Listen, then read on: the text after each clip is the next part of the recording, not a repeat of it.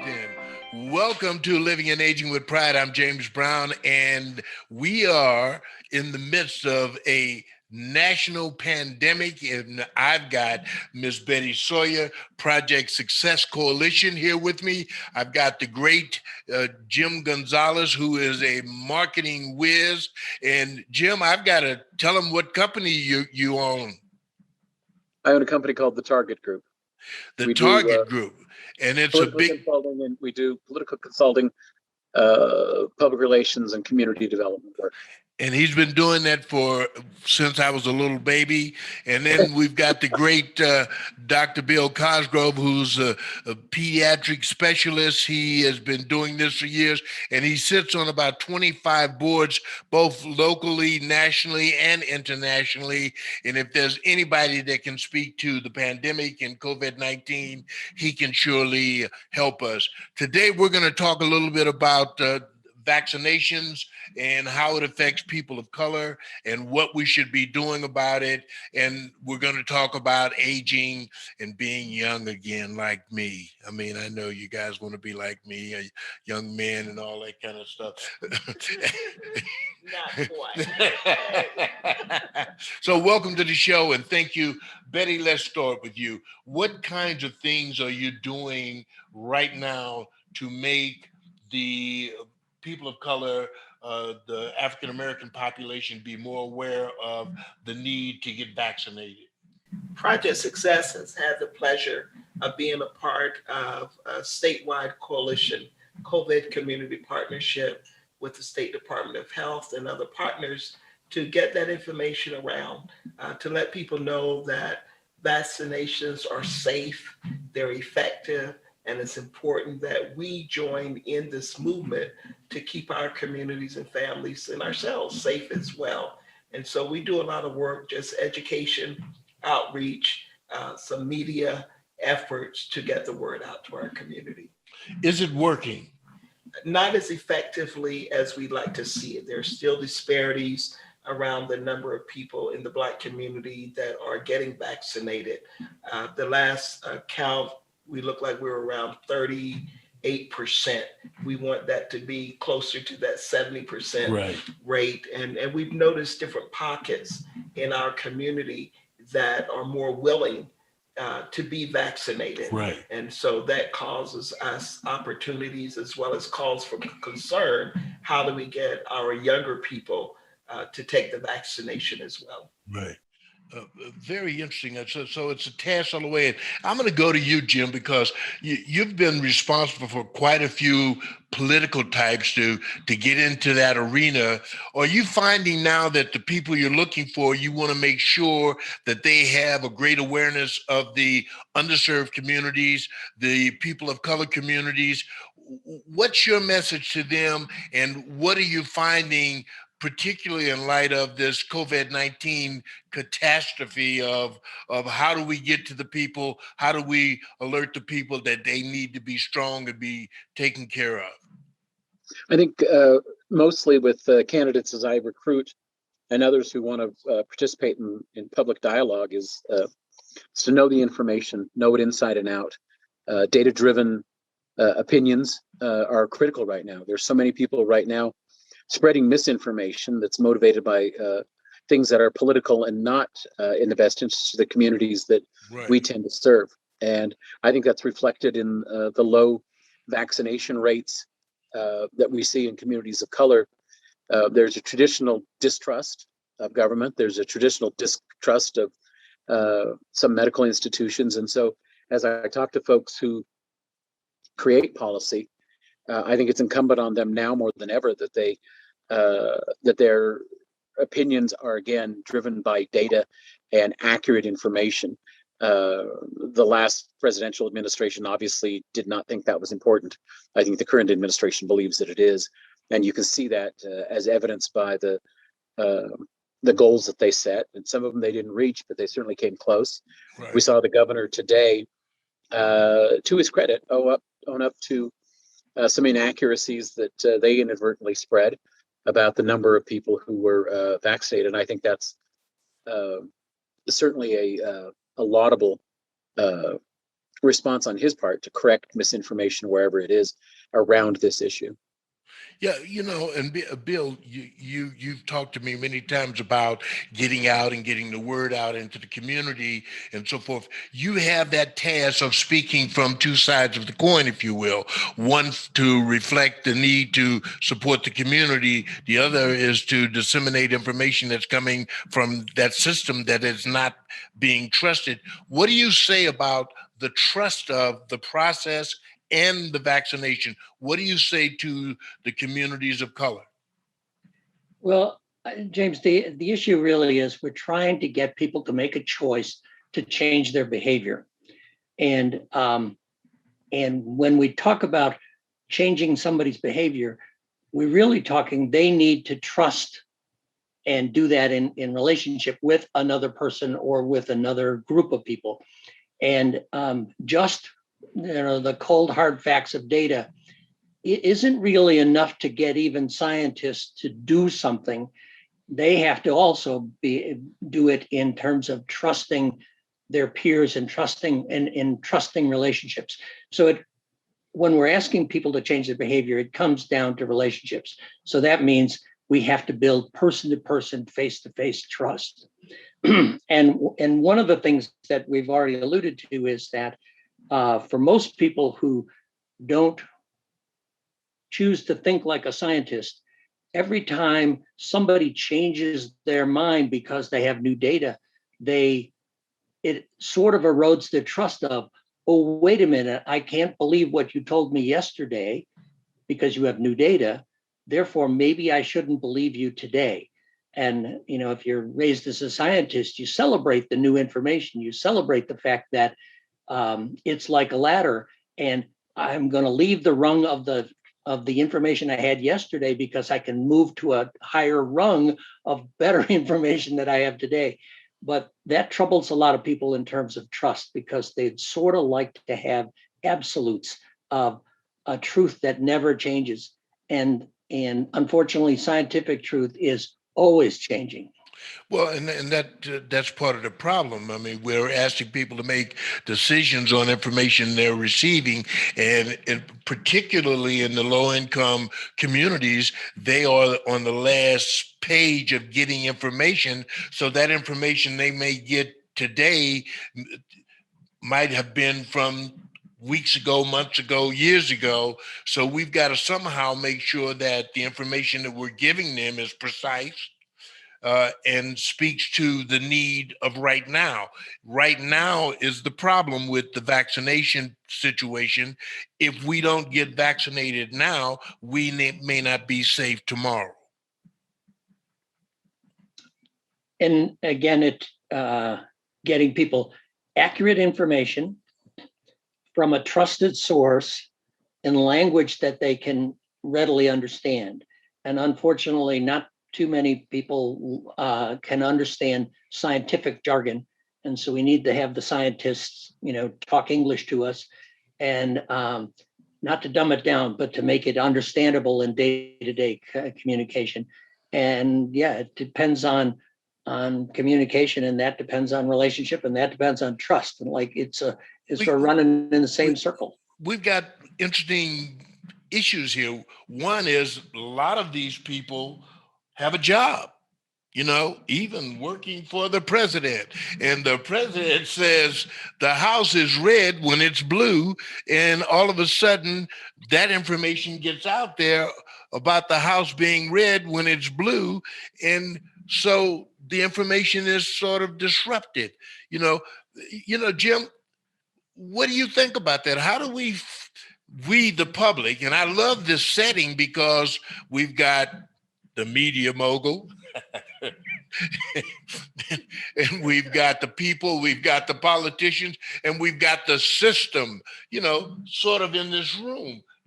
Betty, you fight this all the time.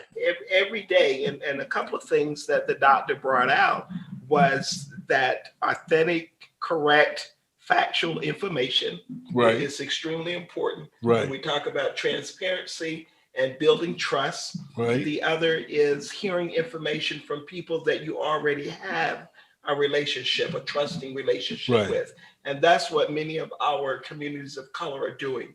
So we're working ground level with folk. Right. We have community health workers that are meeting with people, Right. making phone calls, going on visits that are at vaccination clinics so that people see a familiar face when they come and they know if they have a question, they can turn and ask that person and expect to get a real answer, a factual and truthful answer from them. So that's a big part of it. The other part is, letting our community enter into this space where they are.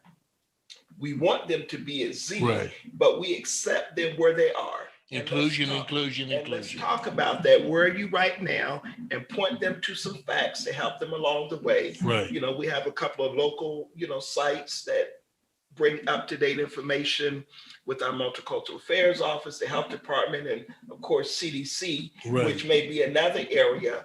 But even our civil rights organizations are in this space trying to bring information to the community in a way culturally appropriate, Right. in a way that's easily understandable, and to address their fears and concerns, not pretend that they're not valid, but Right. again, accept them where they are and try to move them to that next place where they can get information that they can act upon and feel good about that. Very cool. I love it. Jim, does this offer you another tool as you educate those individuals who may be running for office, that now you come to the table with some substance, bring some knowledge and information to the table about who you are and what you're going to do for us as a politician? Does this, as the marketing genius that you are, does this give you another tool in your quest to make sure that your candidates, really get an opportunity to run for office and win? I think the doctor makes a very good point. The evolution of information around COVID is confusing at times, but it's also consistent with the fact that the pandemic itself, the virus is changing. And so the things that we need to do 6 weeks from now may look different from what we do today. I look back at the messaging that many of us were putting forward in 2020 about then wearing masks, about isolation, about waiting out the development of vaccines, and then what was almost a fraudster oil, snake oil salesman coming around with all of these ideas that might work, but that weren't based in science. We saw people making vast amounts of money based on fairy tales about what would work and what wouldn't work. And they were encouraged by public officials. Now we have public officials, and you see this division between Republicans and Democrats and independents about, the likelihood of Democrats being vaccinated, I think is in the high 80s. The likelihood of Republicans being vaccinated is in the mid 40s. There's just a disconnect in terms of the messaging that goes out there. And I think, as folks who develop public policy, we have to understand that it's our responsibility, as Betty says, meet people where they are, give them the information that will move them to become safer, to make decisions. If you're not going to be vaccinated, then, wear a mask. If you don't like wearing a mask, then stay home. I think they're very cold, clear facts that you need to deal with. And one of them is the Delta virus, or the Delta variant that is prevalent now in Utah is going to devastate people who are not vaccinated. And that's the message that public officials ought to be obliged to distribute right now, is you will lose lives. I mean, we're at 600,000 lives lost in the United States, and probably half or more of those didn't have to occur because people were not getting accurate information from the people that we are supposed to be able to trust. I think that the longer this goes on, the more we see this division. I think the trust in public officials and in government specifically will be further diminished, and it will make it harder for us to do not just things around this virus, but about the reestablishment of the economy, the stabilization of energy prices. All of those things are tied to making sure that public officials are giving accurate information as best we know it today. I believe Dr. Fauci yesterday also made the point that science moves. It moves every single day, and we get new information. That doesn't mean that what we told you 6 months ago was wrong. What we told you 6 months ago was accurate based, again, on the data and the information we had at that point. That will change. We need to be able to convey that to our communities of color. If I look, there's a CDC piece that talks about tracking the percentages of people of color, or just folks in general, by ethnicity. And it shows right now that it's like there's a major gap between where the white population is in terms of vaccination rates and where Hispanics and Blacks are. That means somebody's not doing their job. Somebody is not conveying the information in an effective way to the people who need to get the information, and that is tragic. And I would just say, along with that, when we know that the vaccination itself is one of the key things that can help change this around and keep us safe. I was listening to some of the reports today, and it was saying of the people that we've lost that have died, the majority were not vaccinated. The people that have gotten the Delta variant have not been vaccinated, the overwhelming majority. So we know the vaccination does work. Right. And so let's start there with what we do know versus getting pulled away on all of the side issues that keep us and make us more skeptical of even moving forward. So Dr. Cosgrove, so the thing that we're doing right now, talking with the community leadership, is the thing that needs to take place, because there is a greater level of trust with the likes of Jim and Betty than it is with the governor and the community. So it is going to be up to that local community leadership to take the helm of this whole thing and start passing on information, but most importantly, getting the correct information so that they can be disseminators of that information to their respective communities. And in partnership with our state agencies. Right. Because they have access to the information. Push the button. They have the access. They have access to the tools. Right. And in our community, we're working to build that capacity so that we can be that person on the front line. But it has to be a collaborative effort.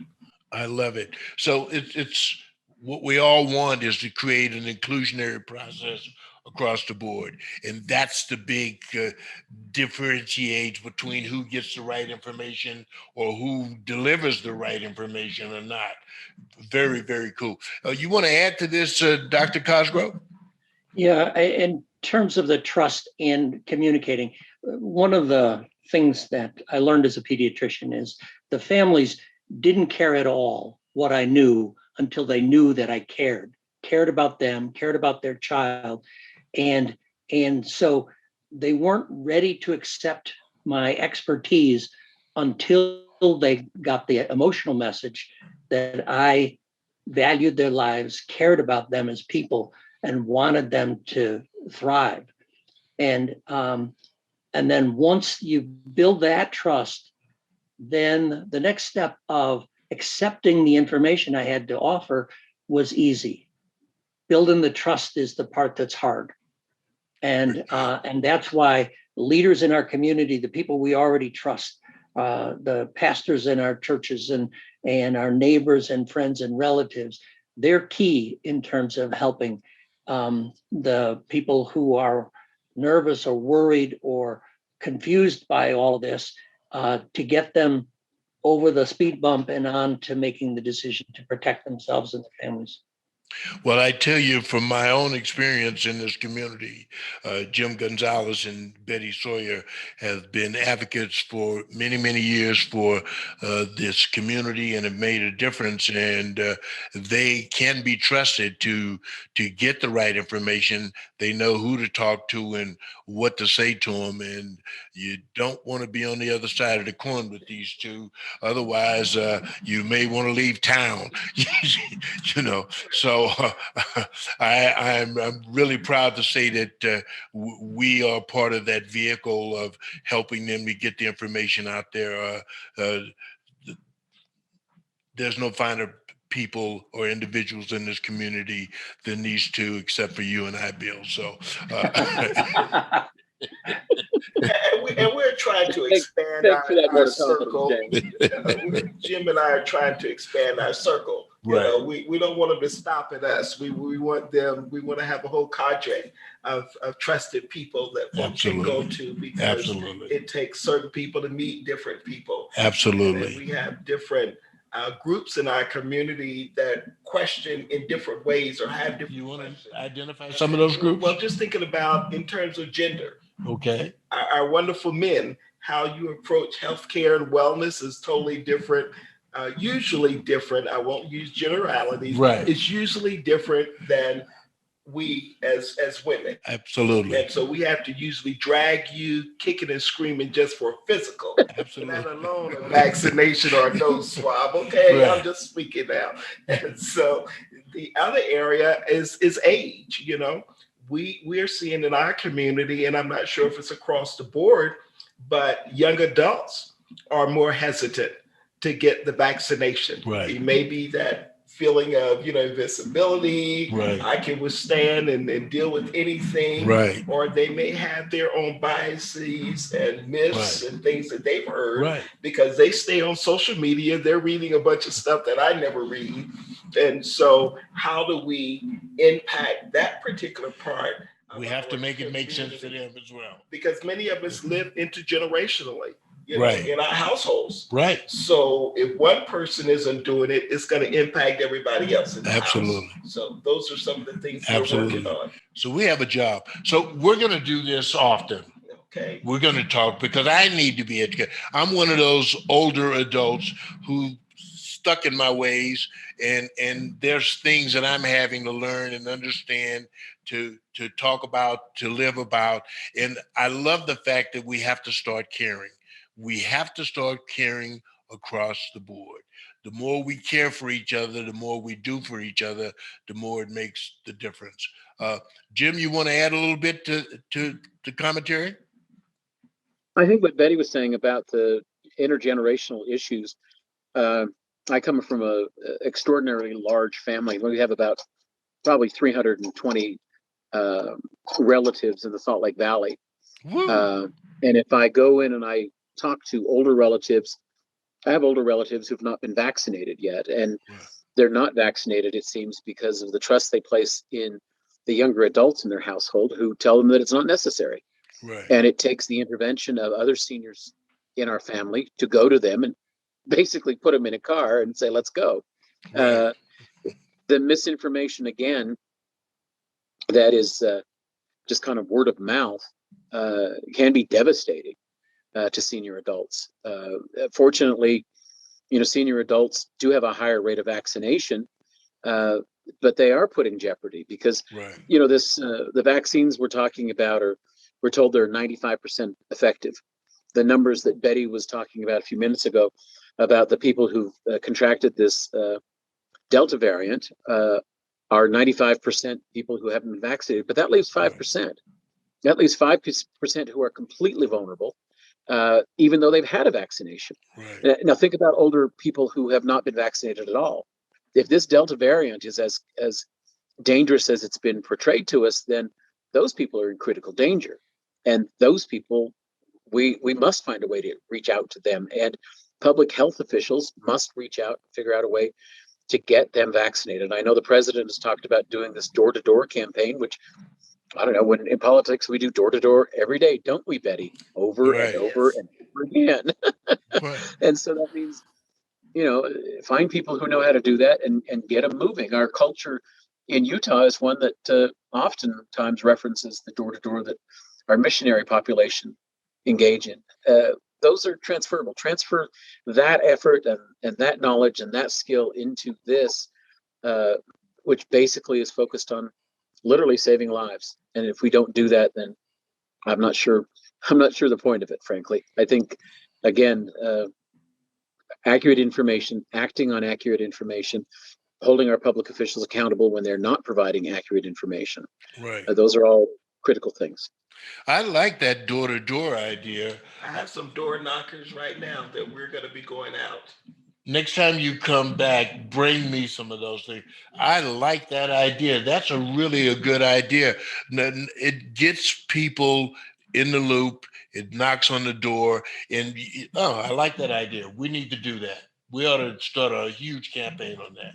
And it's about using things that we know work, Right. we've tried in the past, and then being open for something new Right. and different if that opportunity arises.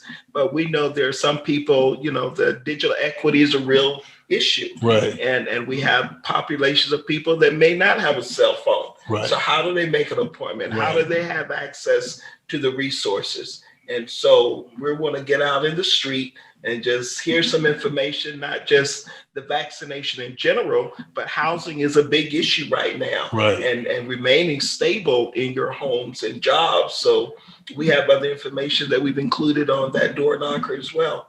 I love it. So not only can you get a vaccination, you can get enlightened as to what's happening and what's going on in your lives. And we want to be concerned about all aspects of that. Doctors, there one other thing before we close out here, you want to throw into the pot? Yeah, all of this is about information. As I've talked to you before, what the virus is a germ that has a life of its own, doesn't breathe, it doesn't eat, it doesn't poop, it doesn't do any of that. It's simply genetic information, misinformation. And the whole immunization process is about information. The immunization simply educates our immune system to what that misinformation looks like so we can protect ourselves. And information seems like it ought to be easy to convey to the next person. But and I know, something written on black and white on a piece of paper doesn't have any meaning to me unless it's carried to me by somebody I trust, given to me as a gift by a friend. And so a friend can give us that information or drag us kicking and screaming to that information. Right. But it takes the caring part to get the information across. The information by itself is right there, just sitting on the table, but we have to lift it up and give it to our friends. Very good. Jim, is there something you'd like to add to the end of this? I couldn't do any better than the doctor just did. So thank you, James, for having me. Hey, man, I love you much. Very good. Betty, you want to close this out with some tidbits or two? I concur with Jim that the doctor put it all in one shell, caring with that information. Hey, and I'm James Brown, and you're not, and this is Living and Aging with Pride. And I want to thank you all for being here. You guys, this is so important. We'll do it again and again. For you out there that may be listening or watching this podcast, remember, we care. We want you safe. And in order to build a strong community, we have to be inclusive. We need to bring all the people together. Get them vaccinated, take care of them, work on their housing issues, work on the economic development of our communities. And remember, just because you live on one side or another doesn't mean you shouldn't have an opportunity to live well and be better. So God bless all of you. This has been Living and Aging with Pride, and I've got the greatest people on the planet in the room with me today. Thank you both. Thank you all. Thank you, James. Good to see you, Betty.